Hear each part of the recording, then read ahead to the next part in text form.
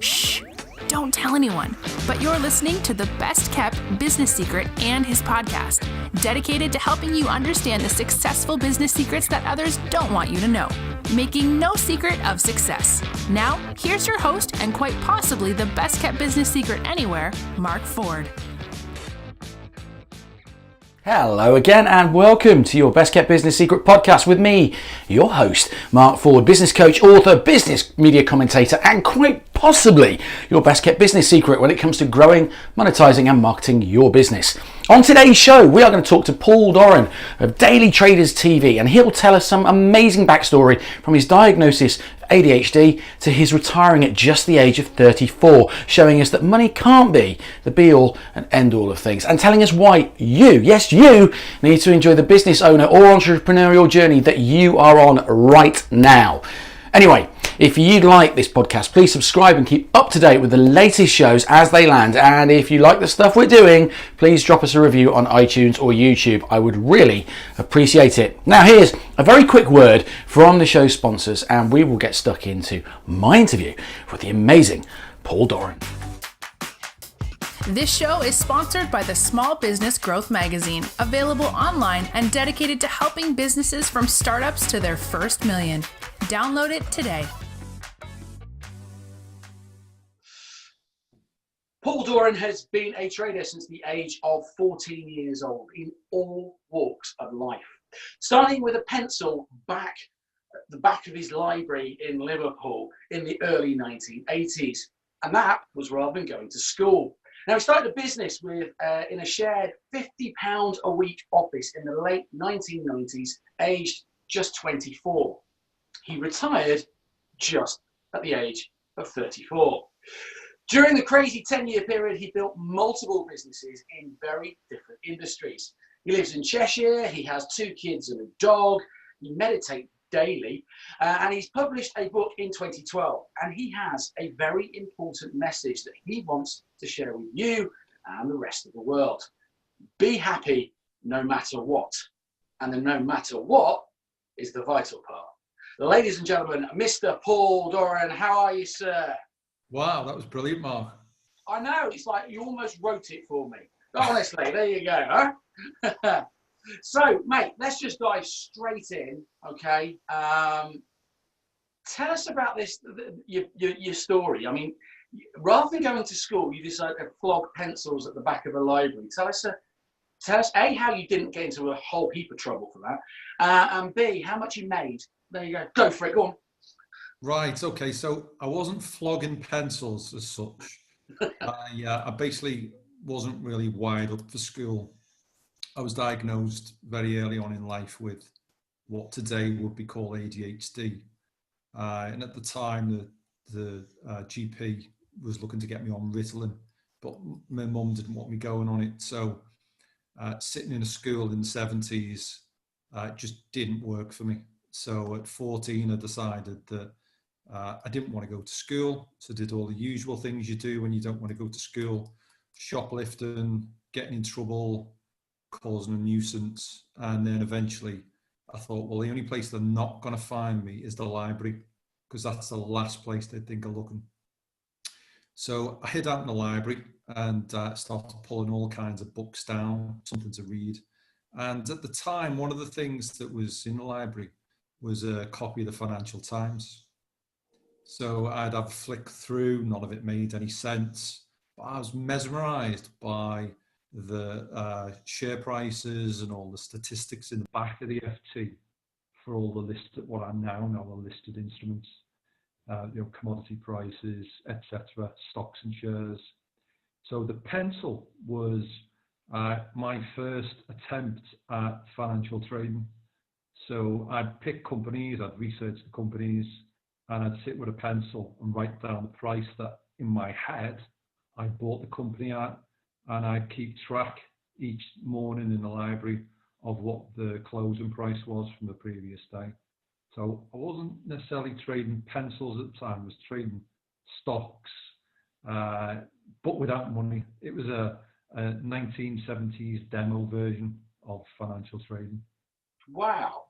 So what kind of things did that teach you? Because again, there are so many discussions about mainstream education not fitting everybody, and I kind of get that, and also mainstream education not really teaching people the skills that they need when they do leave school. So what kind of things did you learn just by doing what seems on the face of it a very simple thing to do, but something that you found absolutely fascinating?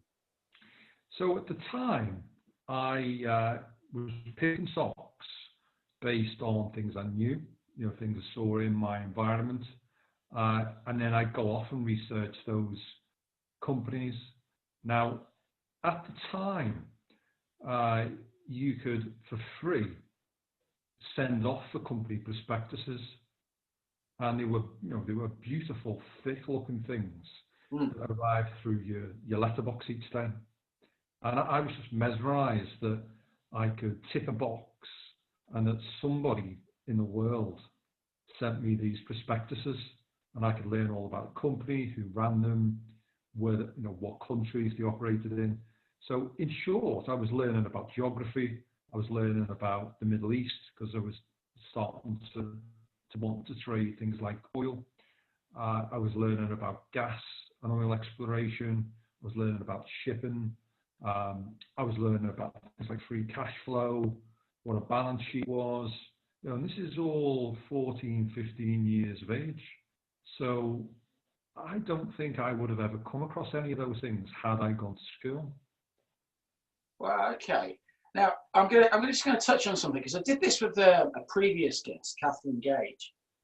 Kathleen's story is that she has a very addictive personality.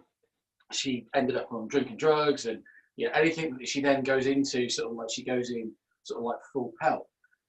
I'm really interested to know how you think your ADHD, as we now term it, affected you when you started your business, positively and negatively. Because I'm really interested in that, because there are some people that channel it and it's a massive positive, but then there are also the negatives. And I want to get those types of messages out there that actually, these things can be overcome, and rather than looking at them as a woe is me moment, that people can turn them around and use them to their benefit. So what were the positives and negatives with the ADHD starting your business? Is this from 2000? So I started my first business. Yeah. So I'll be honest, I never really gave it much thought at the time.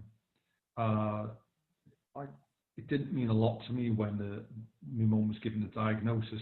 She didn't make a big thing about it. If I'm being truthful, at the time, it wasn't called ADHD. You were just a naughty little bastard. And you were meant to go to doctors because you were getting kicked. Like, I went through multiple schools.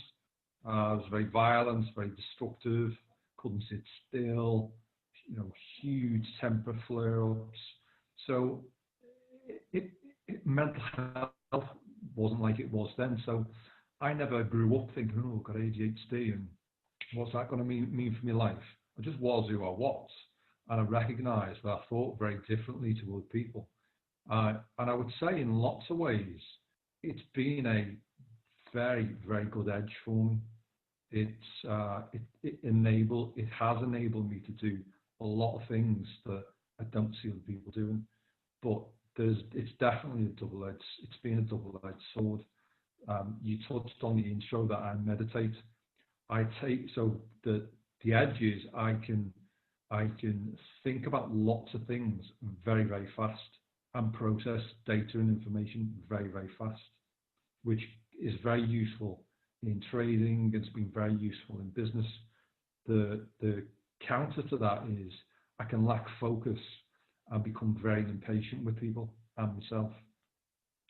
So meditation is I believe, a technology that develops your brain, areas of your brain, so that you can focus better. So I can take off the negative edges of what we now call ADHD through things like meditation. But I didn't wake up at 14 and realize any of this. So come on, let's move on to the fact that you had a prolific 10 years before, from the age of 24, starting up in a shared office, to the day you retired at the age of 34. Tell us about those businesses. Tell us about the first business, and then tell us about the business that you got into, and then which led to the decision to retire at the age of 34. So the first business was a waste management company. At the time, I was I wouldn't say senior manager, but I was a manager within the waste management industry for a PLC. And it became clear to me that the things that customers valued, the waste management industry didn't value. So I saw an opportunity because I felt they were concentrating on all the wrong things. So I decided to become a middleman between blue chip PLC waste producers and blue chip PLC waste management companies.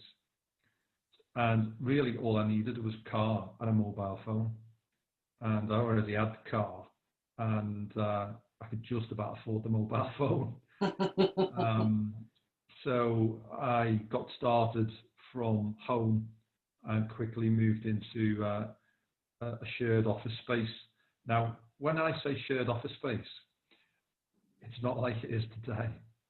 It was some guy who already had an office who thought he could dilute his overheads by letting me have a postage stamp in a corner.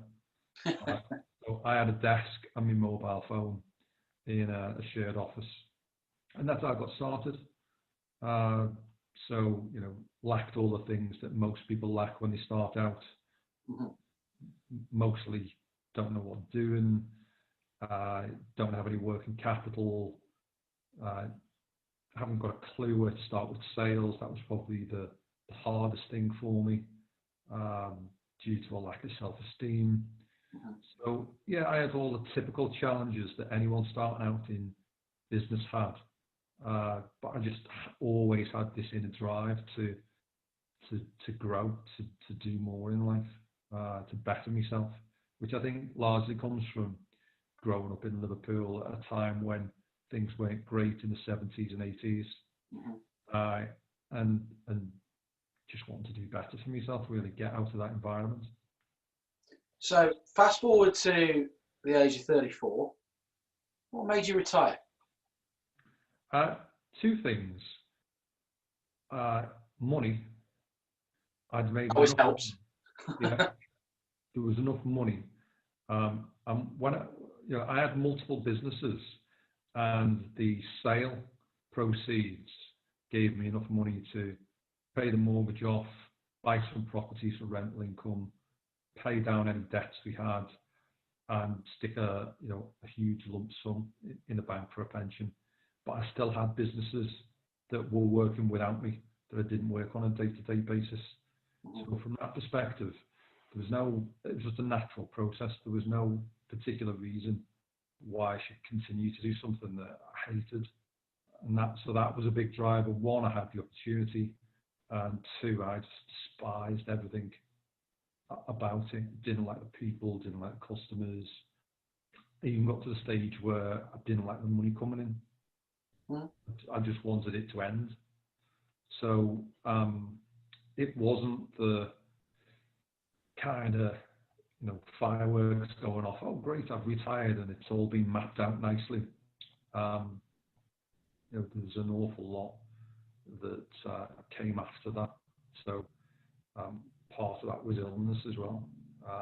Tell us. I was going to say. So tell us about the illness, because it's one of those, people are, if you're watching the video on this, you're seeing Paul, he looks fantastically healthy, and you have one of those kind of, I'm not going to say hidden disability, because I feel it's not quite the right phrase, but it's one of those things that unless you knew, everybody would just think that, hey, you're just a normal guy. So tell us a little bit about the illness. So I retired 2007. And start trading financial markets full time,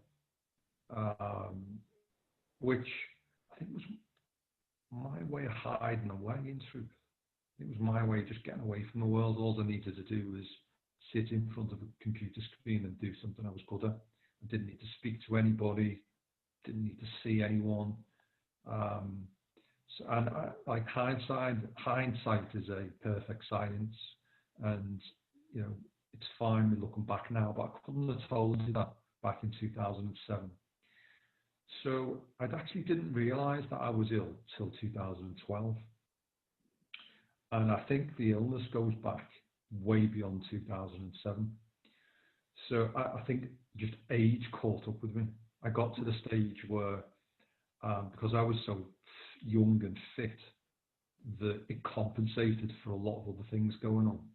And by the time I got to 2012, life had caught up with me. I put quite a bit of weight on. I had lots of unhealthy habits, and my body just packed up. I'd pushed myself that hard, which I do think is part of the ADHD. This incessant drive that you can't sit still, this nervous energy. I think it eventually catches up with you, and eventually I'd push myself hard in every area of my life for achievement that it just packed in. And went to the doctors, tested for everything under the sun, MRIs, blood work, 2 HIV tests, because I was like losing a stone a week. And the doctor basically said to me, look, we haven't got a clue what's wrong with you, but there clearly is something wrong. So I basically think you've got ME. So I was like, right, okay, well, I've always been very goal orientated. So it was like, great, know what it is. I'll have this sorted in no time. Got a shitload of money in the bank. I'll just go to the best person that's out there, and we'll have me back on the road in no time. And that's exactly what I did. I went all over the world with it, spent well over £70,000, and none of it worked. Not anything worked. And it's the best and the worst thing that's ever happened to me. So that's interesting you say it's the best and the worst. So obviously, you know, the worst, you know, all the symptoms. What do you mean by the best? That's an interesting phrase. Okay, so I think the key to happiness is largely self-awareness. And illness does two things. The first one is you hold up in bed, so you've got plenty of time to reflect.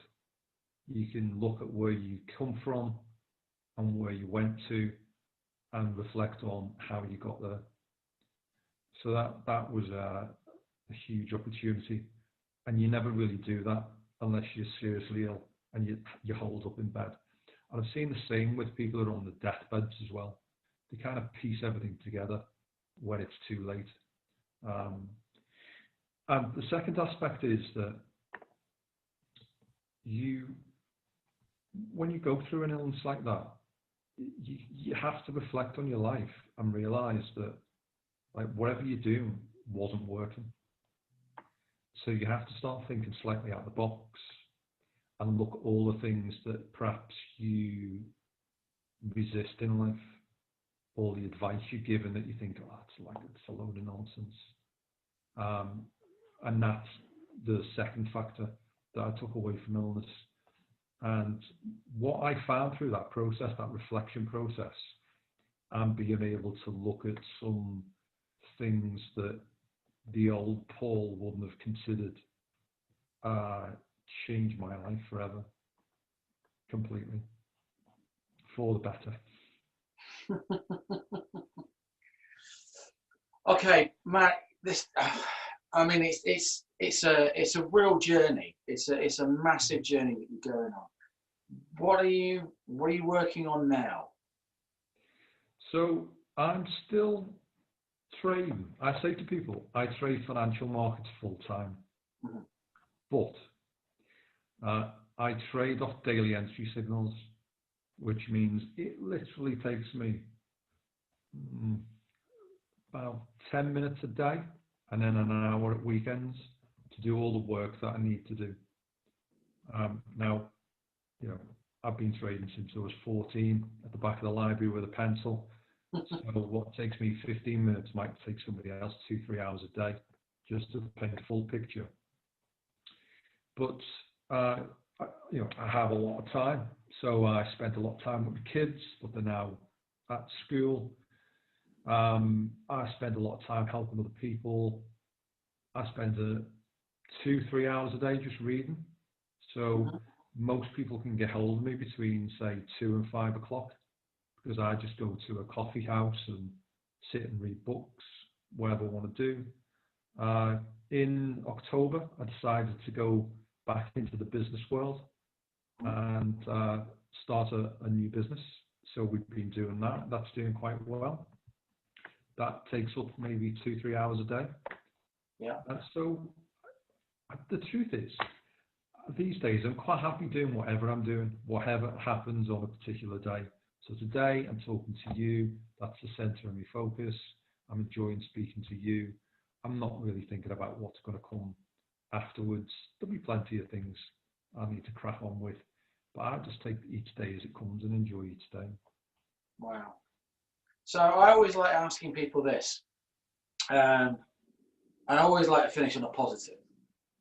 What are the 3 worst mistakes that you made in business? So we'll go with the worst ones, and then we'll go with the best things that you did in business. But what are the 3 worst mistakes that you made in business? Okay. Right. Well, I'd say the first one, which is a bit of a practical thing, is it was once alleged against no, it wasn't alleged because we were prosecuted for it. There was an incident with a company where one of my staff made an error, and it wasn't completely his fault. There were multiple parties involved, but it led to an accident. Right. None of it was intentional. None of the 3 parties, whilst all 3 parties were found guilty in court, none of the 3 parties set about to do anything corrupt or fraudulent. There was an error, and because of the industry, the error led to a health and safety incident. And it was investigated by the Environment Agency and the HSE, and all 3 parties were taken to court. Now, the other 2 parties coughed and said, yeah, fair enough, we can see how our part played a part in the accident. I wasn't convinced of that, and still to this day, I'm not convinced of it, and decided to contest. So I contested over a 18-month, probably a bit longer actually, probably more like 2.5 years, contested that case through the courts with the Environment Agency, and lost in the end. So that was a bad judgment of error, just from lack of experience. If I was to be in the same situation again, I would take the guilty plea and just move on. It was enormously stressful, cost me well in excess of £120,000 for lawyers and barristers. And it was a recognition that I was never going to win. When you're fighting a government agency with endless pockets, you're just never going to win because you run out of money. Yeah. So that was the first mistake. Second mistake was basically not enjoying the journey. Right. So I was fixated on the money and where I wanted to get to in life, and having these obstacles that I'd set up along the way of I'll be happy when we turn over £1 million. I'll be happy when we've got X employees. So I had all these obstacles I had to jump over to feel successful and happy, and just setting up all those obstacles. I should have enjoyed the journey along the way, and I didn't do that. I was fixated on the next thing. And the third one, diversification. I think I diversified too much. I should have stuck with one thing and just stuck with that rather than try to diversify into different industries. funny enough, I've never had any failures in business, but I do think I left opportunity on the table by diversifying. Right, that's interesting.